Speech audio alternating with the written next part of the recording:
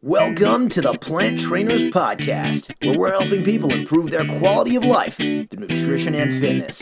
And now, your hosts, nutrition and wellness coaches, international speakers, Adam and Shoshana Chaim. Hey, I'm Adam Chaim. And I'm Shoshana Chaim, and we are Propelled by Plants. Today we bring to you episode 270, Plant-Based Pediatrics with Dr. Reshma Shah.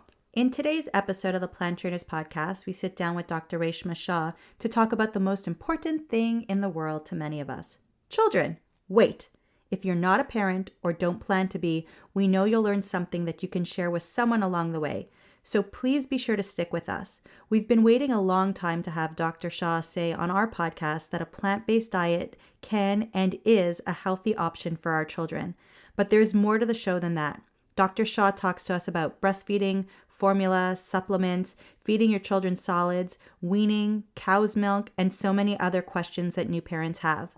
Please be sure to share this podcast with any parents you know, whether they are plant-based or not. There will for sure be something that they can take away from this very informative show. Share it on Instagram, Facebook, in an email, wherever you want. But be sure to subscribe and leave us a rating and review so others can find this podcast too on Apple Podcasts. Hey, and by the way, we're so glad you're here. Dr. Shah is a board-certified pediatric physician. She obtained her undergraduate and graduate degrees from Johns Hopkins University and her medical degree from Drexel University College of Medicine. Dr. Shah has over a decade of experience in primary care pediatrics and served as an assistant clinical professor at Rainbow Babies and Children's Hospital, a leading children's hospital in Cleveland, Ohio. She currently cares for patients at Santa Clara Valley Medical Center and is an affiliate clinical instructor at Stanford University School of Medicine. In addition to clinical practice, Dr. Shah has a strong interest in family health and wellness with a focus on plant-based nutrition. She completed a certification program in plant-based nutrition through the T. Colin Campbell Center for Nutrition Studies and E. Cornell, just like I did, as well as a professional plant-based nutrition cooking certification through Ruby Cooking School. Adam and I have been hitting up all the veg fests this summer, and the truth is people love our shirts, and they want to know why we're not selling them at the tables. Why aren't we selling them at the tables? I'll tell you why we're not selling them at the tables, because we go to these events with a purpose, and the purpose is to schmooze, to meet you, to talk to you, to connect with you. Our t-shirts can be bought online at planttrainers.com/shop, but a real conversation and connection can't be bought. So if you're interested in our Propelled by Plants athletic tee or our Training for Life cotton tee, head to planttrainers.com/shop and get yours now. Sizes go fast. And now for a moment of gratitude. We've lost someone very close to us. Adam's stepdad, except step kind of waters down the relationship that we had with him.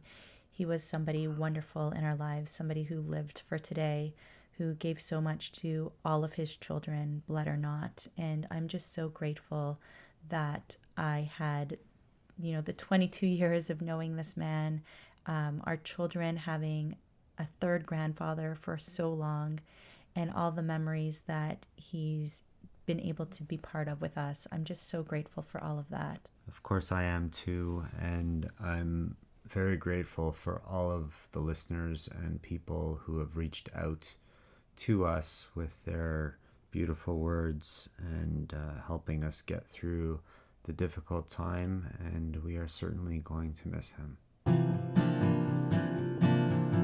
Dr. Reshma Shah, thank you so much for joining us on the Plant Trainers Podcast today.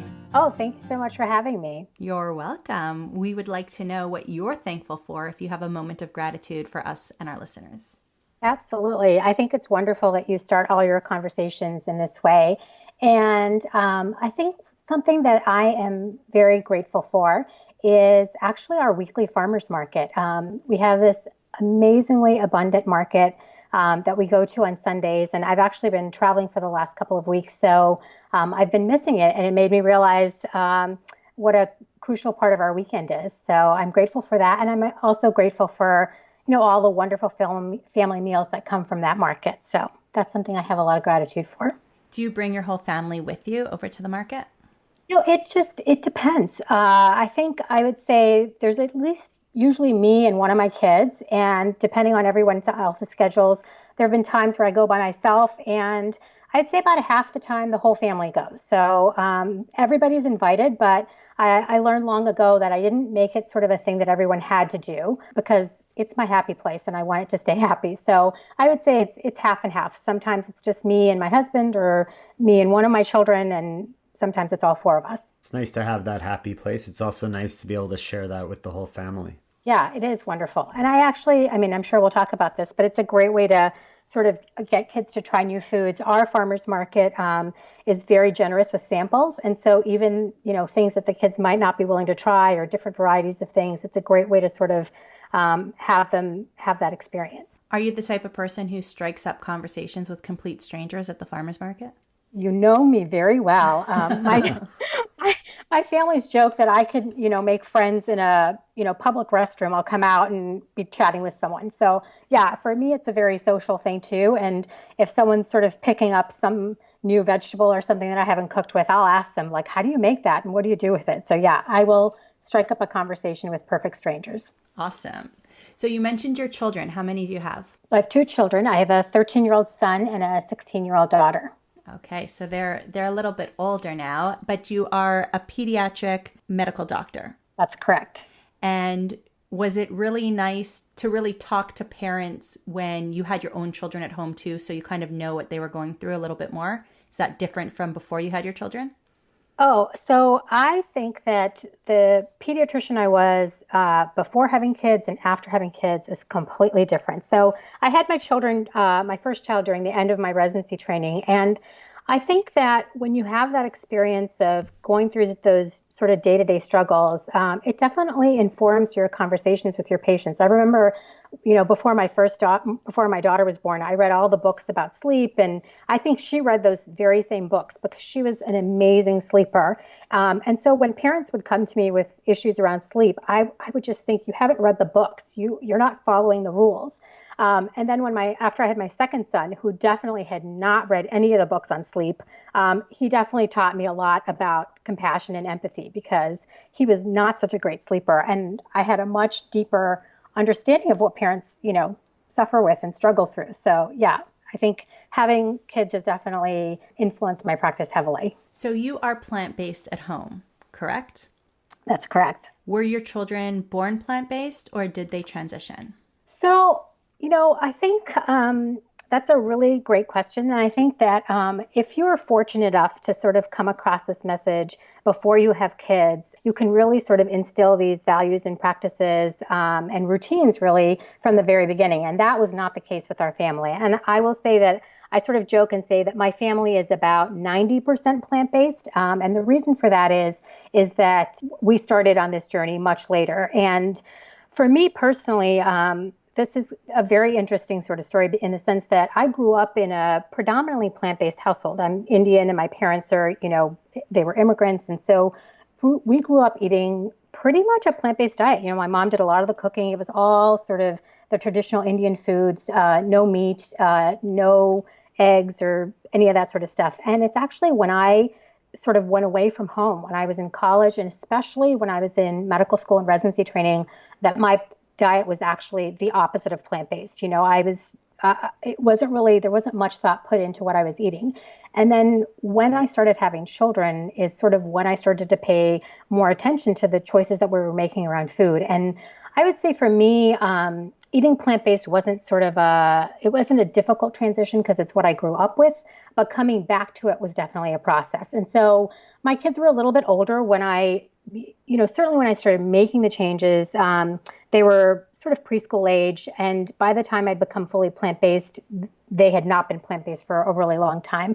And I would say it's been sort of a gradual, slow process. So my daughter and I are entirely plant-based, and my son and my husband are pretty much vegetarian. So it's kind of a mixed bag in our house. But what we cook at home and sort of what we practice on a daily basis is plant-based. And then when we're out or if we're on vacation, people sort of make their own choices. So kind of a libertarian kind of environment. This is what we do in our home. And I mean, your kids are older, so they do need to be able to make their own choices. And if they don't stray too far too often, then you're really lucky. I think a lot of kids will stray really far, but then in their 20s, they'll kind of come back to it a little bit as well. Yeah, and I think, for me, one of the things that I really try to focus on, certainly in my own home and even with my patients, is that it's definitely about the food. I think the food is sort of a central component, but I think that when we feed our families, it's also about the connection that we have with our kids. And I sort of always say to my patients, one more bite of broccoli or one more bite of kale is really not worth sort of losing that loving connection with your child. And so if you can approach it in sort of a compassionate, inviting, and loving way, I think as parents, our goal is never just that for this meal, they're going to get exactly what I want them to eat. Really, the big thing that we're striving for is that they're going to be able to feed themselves in a nourishing and health promoting way when they're not in our presence. And that only comes from, I think, having that sort of loving connection where it feels safe for them to try these new foods and, That's a very important point. And I also think we want to make eating as a family a positive experience and make sure that they develop a very positive relationship with the food that they are eating, right? I couldn't agree with you more. I think really in the short term, if we use sort of tactics like, bargaining or sort of consequences or even scolding, I think that it's the sort of opposite thing that we want to be bringing to our dinner tables. I think just that sort of message of, having great food that tastes wonderful, that we eat together as a family, and that also happens to be incredibly nourishing and health promoting. And that one bite of kale isn't going to make or break the next doctor's office visit or make or break the next blood test or anything like that. However, it can instill later down the road, and not for every child, but it can instill certain emotional eating or eating disorders down the road. Absolutely. I couldn't agree more. And I think that for me personally, what I've noticed is that when my kids sense less pressure and it's a little bit more relaxed, I think they're more inclined to be able to want to try these foods. So, and I don't say this from a place of being an expert. I say this from a place of having tried a lot of things at my own dinner table and just figuring out sort of what works for us and what doesn't work for us. And the other thing is I think it's, there's not a one size fits all. There are some kids that with any amount of pressure to try new food, that's it. They're just not going to do it. And for other kids, for instance, my son, there are all these rules, like you have to take one bite, and if you don't like it, you don't have to eat it. And I think all these things are just sort of tools that we can use as parents. But, as we were talking about a little bit earlier before we got on the call, as parents, you are the expert in your child, and you're going to know what works. And so for my son, sometimes just saying, oh, hey, did you try this, new leafy green that I got at the market, or I cooked the green beans in a different way. And I encourage him, I don't force, but I encourage him to try a bite. And if he doesn't like it, I really do try to let it go. And for some kids, that approach might not work at all. So I think, you just have to sort of experiment with different tools and different conversations and see what works best for your family and for each specific kid. Because if you've got more than one kid, you know that the same rules don't apply to both of them. It's funny because every podcast episode that comes up in whatever topic that we're talking about, that it's not one size fits all. For adults, for children, for behavior, for food, for nutrition, no matter what it is, it's not going to look the same for everybody. And we need to respect that. We don't look the same. We don't all have the same DNA. We all have different fingerprints. So it's going to look a little bit different. I wanted to shift gears a little bit and start to talk about the health of children a little bit more. Do you think that there is really much of a difference down the road if a child is born into a plant-based family or if the family transitions at the age of 5 or 10? Do you think that the benefits are that grave by the time they get into their 20s, 30s, and 40s? You mean if they start out being plant-based at birth versus starting at age 5 or 10? Is that what you meant? Yeah, I try never to regret anything, but there's always that little bit in the back of me that wishes that we had figured this whole thing out before that they were born. Well, our kids now are 10 and 8, and they've been plant-based for 4 or 5 years now. 4 or 5 years, and then they were vegetarian for probably a year and a half before that as well. And so you're feeling guilty. Is that what you're saying? I'm not saying I'm feeling guilty at all, because I know that what we've given them is amazing, and I'm so glad that we have. It's not a guilt thing. It's more of a wishing that I would have known what I know 12 years ago instead of 9 years ago. Knew, right? Yeah. And I think, to some degree, I don't think you can be a parent and not have those sorts of thoughts all the time, whether it comes to food or, a different approach to parenting. And I think the short answer to that question is I don't think you can really know, right? Like, I don't think there'll ever be a study looking at if you started out entirely plant-based as opposed to, starting it when you were 5, 10, or 20. I think the most important thing is that you are putting some attention and thought and focus and love into the way that you feed your kids. And so I don't think it's really productive to spend time looking back and feeling remorse or guilt or what ifs. The point is you're doing a phenomenal job now. So I think regardless of where you start, and I think one of the things that's sort of nice for me, I definitely had those same thoughts. Like if I had sort of known this information, and I went to medical school, so you can imagine the guilt, like I really should have known. But I think that it's also nice for our kids to sort of see us grow and evolve and make changes and choices. That process has been really nice for me to be able to share with my kids, and especially with my daughter. She really has a joy about going to the market, and a lot of that came because as I was learning, they were learning too. So I think there are benefits to having transitioned later as well. So the benefits aren't necessarily the nutritional and health benefits. They're also the spiritual and emotional and behavioral benefits. Absolutely. And I think it also sort of makes them more curious and interested to see that you're learning. And who knows, maybe it will be more sort of long lasting for them, that when they do go away to college or get jobs and are not in your home, that they will sort of be more capable of making some of these choices independently. One of the questions that we get very often is how much vitamin D and how much vitamin B12 do my children need? So is it all right to just go ahead and look on one of the websites and just follow what they say there? Or do you think that it's a different dosage? What do you normally recommend? So one resource that I actually always refer to, and I would recommend for anyone who has kids, is the book you probably already know, called Becoming Vegan. It's by Brenda Davis and Vasanto Molina, and it's packed with information, and it gives you the recommendations for all of those things, not just vitamin B12 and D, but also iron and iodine and all sorts of things. And it's a great reference point. So I think that if you are plant-based, there are obviously certain nutrients that you have to be especially concerned about, and B12 being one of them. But I'll tell you, for 15 years, I practiced we live in California now, but for 15 years, I practiced in Cleveland. And if you've never been to Cleveland, it can be quite gray for quite a bit of the year. And I actually saw many, many cases of rickets, which is what happens with vitamin D deficiency.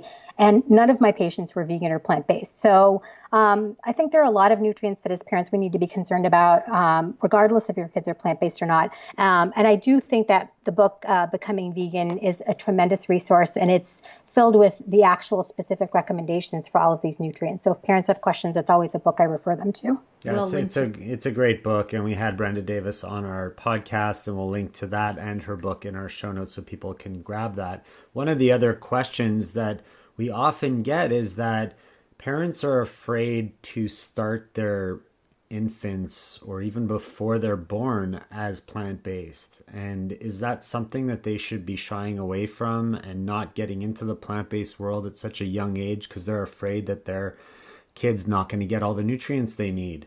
So no, they shouldn't be concerned, but yes, they should have a very thoughtful approach to it. And I'm sure you already know that the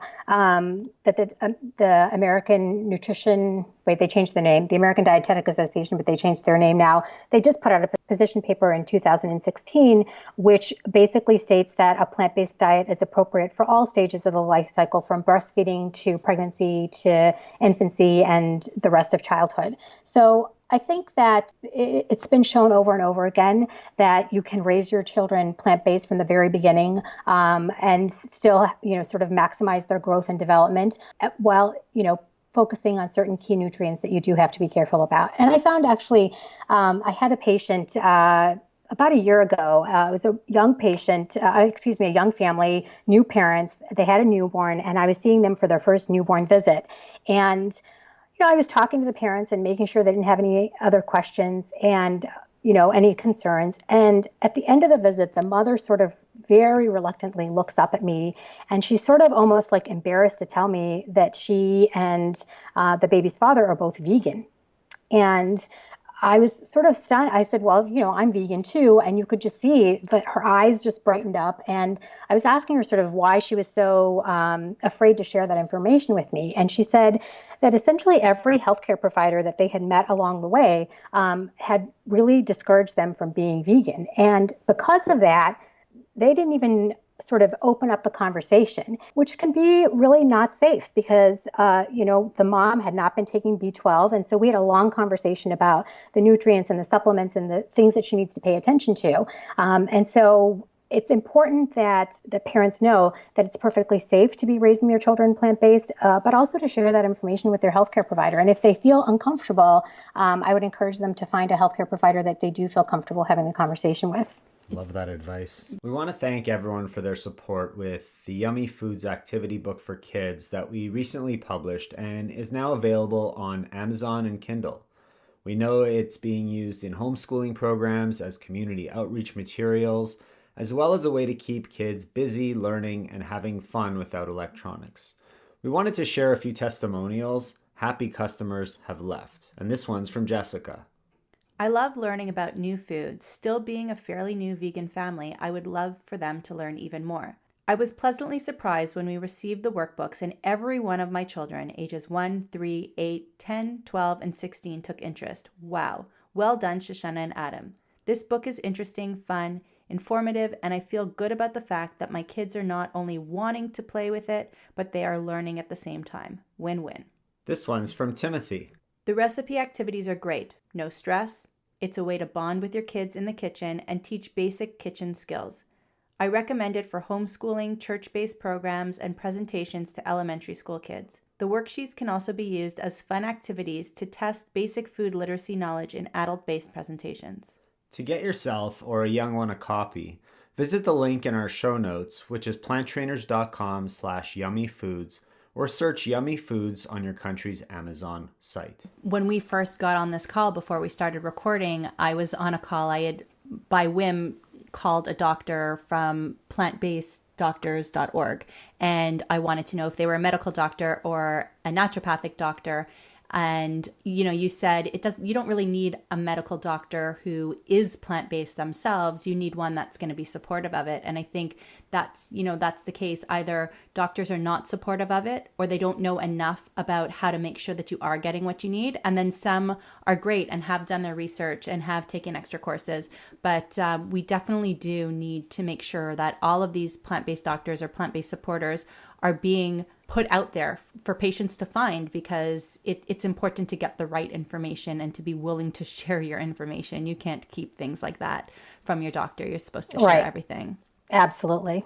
So once the baby is born, and we have bottled fed babies and we have breastfed babies, and of course there's a saying that breast is best, but we do know that that's not necessarily true and that it's not necessarily possible for everybody.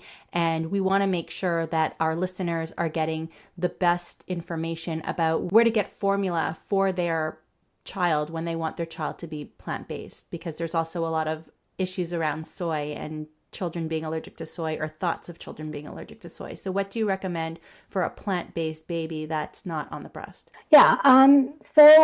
I think the easiest answers are the soy-based formulas, the ones that are fortified, especially with DHA and EPA. And there are certain circumstances under which the soy-based formulas are not a safe choice.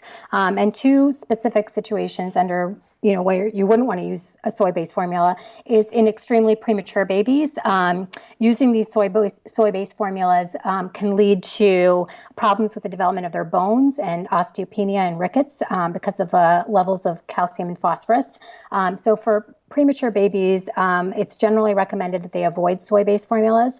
And then obviously if there's a true soy allergy, those kids you wouldn't want to be put on a soy-based formula. And unfortunately, there isn't a whole lot of other additional formula types available for families. And remember that typically, especially if they're getting sort of supplemental coverage through their medical provider to cover the cost of formula, it usually will cover sort of the traditional cow's milk formula or soy soy formula. And anything beyond that often isn't covered. And those formulas can actually be quite expensive. So I think that if you have a family that's really committed to being plant-based, I would sort of make every effort to support mom in breastfeeding. But as you mentioned, that's not always possible. And then the next level of sort of feeding would be the soy-based formulas. And I think it's going to be a small percentage of families where breastfeeding and also soy formula will not work. And then with those particular families, I think it has to be sort of a case-by-case, a case-by-case decision. And I think that, you can still be sort of committed to being plant-based, but again, I really encourage parents not to have a lot of guilt. There's enough things that we have to feel guilty about. And even though it's my sort of absolute last option, if it ends up being that baby has to be on some of these cows-based formula, even the most elemental formulas that are sort of what they call hypoallergenic that we often use for babies who have severe eczema or other, intolerances to cow's milk, even those formulas have some components of casein or whey in them. So if you wanted to be, 100% plant-based, sometimes with those small percentage of families, it may be really difficult and you might have to do a little bit of research to sort of come up with some alternatives. But typically I recommend breastfeeding in as much as possible and then the soy formulas. And if you happen to be in that sort of small percentage where the soy-based formulas are contraindicated, you'd have to look into more resources, but it is difficult. If you have a parent who can't breastfeed and they're using a surrogate milk donor, and that surrogate milk donor is not eating a plant-based diet, is their cholesterol and all these other hormones, I guess, coming in from the whey products, are they going to enter the baby system? So the short answer is yes. I mean, when you look at, there was a study actually that was done looking at colic in infants, and they wanted to see if cow's milk was associated with colic in these babies. And even if mom drinks cow's milk and the baby isn't getting a cow's milk based formula, the baby's getting breast milk, that those proteins do cross through their breast milk. So the short answer is yes. But in terms of like how it would affect cholesterol and those sorts of things, I don't think we really know the answer to those questions because I don't think those kinds of studies have been done. But definitely the milk proteins and all of those things are transferred through the breast milk. So parents are starting to transition away from formula or away from breast milk around the age of 1, and doctors are recommending, pediatricians are recommending that the children go on homo milk, right? The 3.25% or 3.5% milk to make sure that the child's getting the right amount of fat that they need. And there are lots of parents who are conflicted because they feel that they don't want to be giving their children the cow's milk, but their doctors are recommending it and they don't want to go against what their doctors are saying. Is milk necessary at that stage if a child is getting enough fat and enough of the other nutrients in their solids that they're eating? Yeah, so, by a year of age, kids are still getting a significant amount of their calories through milk. So, the American Academy of Pediatrics recommends exclusive breastfeeding up until 6 months of age, and then to continue breastfeeding, for as long as is reasonable for mom and for baby. So even up to age 2. But that sort of time between age 1 and 2, where a lot of babies are beginning to wean off of breast milk or formula, can be a little bit tricky because you can't go from getting, the majority of your calories in the form of breast milk or formula to just all of a sudden not getting any of that. So what I usually recommend is during that transition time, especially if baby's weaning around a year of age, is to transition to something like soy milk. So the reason that I prefer soy milk over some of the other plant-based milks like almond milk or hemp milk or some of the other things is because soy milk, ounce for ounce, is pretty equivalent in terms of providing some of those nutrients like protein and other things.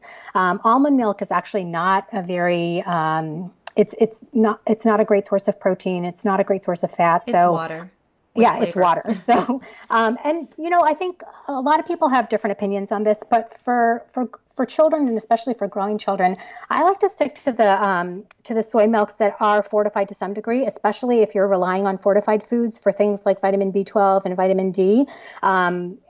I think soy milk is a great sort of transition beverage for kids, especially between that ages 1 and 3. And as they get older and they end up, eating more and they're able to sort of meet their caloric and other nutrient needs through food, I don't necessarily think it's necessary for them to continue to drink soy and almond milk. But if it's something that they want included in their diet, I think it's perfectly healthy and appropriate. I find with a lot of the parents that I work with as clients who we're dealing with their picky eaters, especially more toddlers and preschoolers and grade schoolers, I'm often told that they were very big milk drinkers as babies. So when they were 1 year old and 2 years old, they were drinking a ton of milk. And I find that, my studies, not the studies that have been done, but in terms of my observation, when children are drinking a ton of milk, they're becoming picky because they don't have as much room for other food. They don't have as much need for other food. And then they're only choosing the foods that are most appealing to them instead of eating what's in front of them. And it's actually causing children to be a lot pickier in their older age because they're not getting enough variety of flavors and textures as young ones because they're filling up so much on milk. No, I would agree. And I think that, especially as they start eating more and more foods and table foods, they're going to naturally want to cut back on that. But I think sometimes for parents, I've seen it definitely in my own practice where it's just convenient, right? If the kid is hungry, you can just grab the milk and it's, the thing that really just bothers me to no end is when kids are just sort of constantly walking around with a bottle or a sippy cup of milk or something to drink. And you're absolutely right. Like when they're drinking milk that much, they just don't have the hunger to be able to try new foods. I think hunger is actually a very powerful motivator to try new foods because if that's the only thing that's available, if they're hungry enough, they'll try it. So where does a baby get its protein? I'm just joking. I was like, are we really going to talk about that? No. I think the protein thing, if we just flip the question and we start asking people where they get their fiber from, it'll take care of sort of so many problems. They get it from a jar. It's a powder. You put it in a liquid. Right. You're making fun. Okay, I'm sorry. Can we shift away, though? I wanted to talk a little bit about the growth of allergies that we find in kids these days. And I find that a lot of the ones that I interact with, they have nut allergies, there's gluten intolerance, gluten allergies. You mentioned soy allergies earlier. Do you find that all these allergies have been growing over the years? And if so, why do you think they're so much more common now than they used to be? Yeah, so I can tell you, both as a pediatrician and as a parent, I have some experience with this question. So I think, there are a lot of sort of theories and hypotheses as to why we're seeing so many allergies in our children. One such theory is the sort of hygiene hypothesis, which I'm sure many of your listeners have heard about. And the idea being that, we are so lucky really to have sanitation and other things. We're not all living on farms, and that, our bodies were sort of accustomed to fighting off these natural pathogens. And because we no longer have to worry about that they're sort of fighting back against things that normally did not present a problem. There's been also we were talking about having parental guilt. One of the theories is that, as the rates of C-sections rise, that also may possibly contribute to food allergies, because it's thought that when children are born, when you have a vaginal birth, that they're sort of exposed to all that vaginal flora, and that's what sort of colonizes their guts, and that not being colonized with those microorganisms can actually lead to allergies, which is definitely what happened with one of my children. He was I had a C-section, and he's my child that has, tree nut allergies and all sorts of things. So I think the real answer is we're not exactly sure why. I think there are a lot of theories and hypotheses, but I definitely think that we're seeing more and more food allergies. I mean, if you think about when we were growing up, I don't ever remembering having a kid in my class that was allergic to peanuts, and peanut butter and jelly sandwiches were just a staple in everyone's every day. And my son's school now, you're not allowed to pack a peanut butter and jelly sandwich. So it's very true that food allergies are more prevalent today. I know when we had our son, they said don't feed him any nuts until the age of 2. When we had our daughter, it was start feeding it to her at 8 months, and it's constantly changing. What do you recommend for first solids for babies, and what age do you recommend it? Typically, you're going to want to look to make sure that the baby is sort of developmentally ready to take on solid foods. So you're looking for things like, that they can sit up a little bit with support, that they have good head control, all these things that are going to just provide some safety when it comes to swallowing and those sorts of things.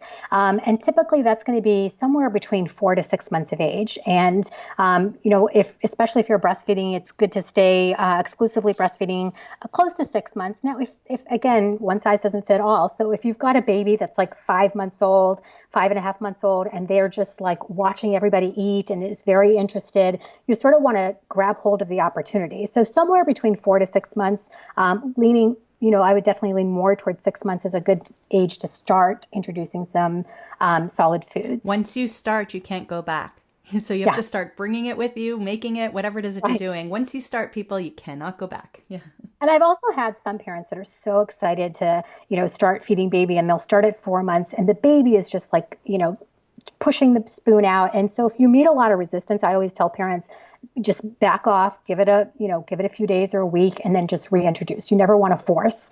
But definitely by around age 6 months, I wouldn't hold off much more beyond 6 to 7 months of age, because then I think, developmentally, that's when they're supposed to sort of start seeking those foods. So around 6 months of age, anywhere between 4 to 6 months of age.